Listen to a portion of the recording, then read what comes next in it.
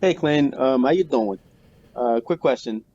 Which one would you prefer? Cash out to refinance, like to use the equity from a single family house is paid off already. I want to use the equity. I just want to know about would you choose a HELOC or a cash out refinance?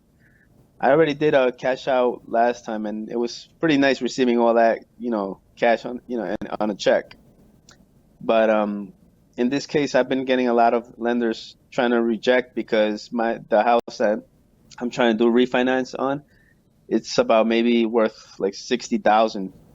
Has tenants and produces pretty good cash flow, but it's a lot of lenders have turned me down. I don't know what's their problem going against a house that small. What am I supposed to do with it? I want to use the equity and I don't want to sell it. So if any advice that would help, man.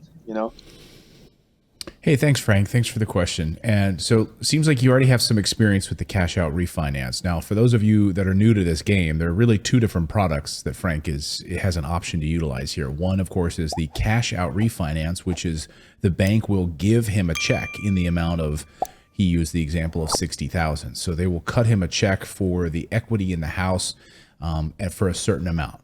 Typically, it's 80% of the equity in the property. So they're not going to give you 100%. So let's just say for round numbers, let's say it was $100,000. The house was worth $100,000 and he has $100,000 in equity in the house. It's paid off. They'll give him usually around 80,000, 80% loan to value. And you'll cut you a check.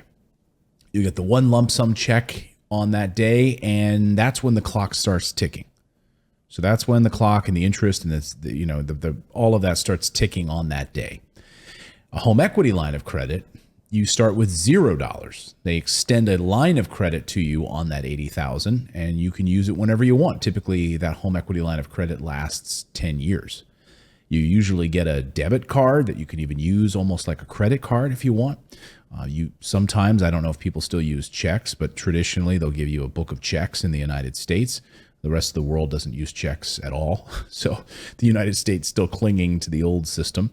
And you'll get a book of checks that you could write a check for $100 at Home Depot. And now, instead of having a $0 balance, you'll have $100 balance. And then, you go to Starbucks and you use your debit card from your home equity line of credit. And now you've got $104 in balance on your home equity line of credit. I wouldn't recommend doing any of those things. But the point is, you start with a $0 balance, and then you can utilize that credit whenever you want, and you can repay it. So you pay it back down, and then you still have this line of credit for 10 years. So if you can hear from my voice, I'm a much bigger fan of the home equity line of credit. Now, I wrote a whole book on how to use a home equity line of credit to pay off your primary mortgage, because you're trading two different styles of mortgages, right? The 30-year mortgage, which is an amortized mortgage, and the home equity line of credit. You can use the home equity line of credit to fire it at your primary mortgage. I know it's a little bit of a sidebar issue, but the reason I like the home equity line of credit more is because as you pay it down, you go back to that $0 balance again, and you can reuse it and start over and go and go and go. And so that's the beauty of the home equity line of credit, is that you get access to this and you can continue to use it over and over and over as you continue to pay it down. I'm not a big fan of the cash out refinance because the interest and all of that, and the clock starts the moment they cut you that check. And then you've got to utilize it, and then you've got to pay it back. So immediately you're using that check, and you better have that capital deployed. Otherwise, you're sitting on this big lump payment from the bank that they're collecting interest on. So again, I'm a much bigger fan of the home equity line of credit. Now, to your next point about being frustrated about dealing with banks that aren't willing to do some of these refinancing options right now, I get it. I hear you. And you just got to keep going, man. Frank, you just got to be determinative. You just got to reach out to different banks. I've mentioned here on the show before, we've had great success doing refinances and home equity lines of credit with Flagstar Bank. It's a small bank. Flagstar Bank in the United States. They're in a lot of different states. They do smaller loans. Like I think in the 60,000, I think that's why you're hitting some resistance there, because banks just maybe don't want to waste the time doing the paperwork on such a smaller loan or home equity line of credit. But, some of these banks do want to compete in that space and the lower price amount. So look at Flagstar. Again, My friend, we'll have a link in the description for a couple of other options. My friend Dan, who works down at Churchill Mortgage, we'll have a link to his information in the show description as well. Dan at Churchill Mortgage has been able to do a lot of home equity lines of credit and refinances across the country as well.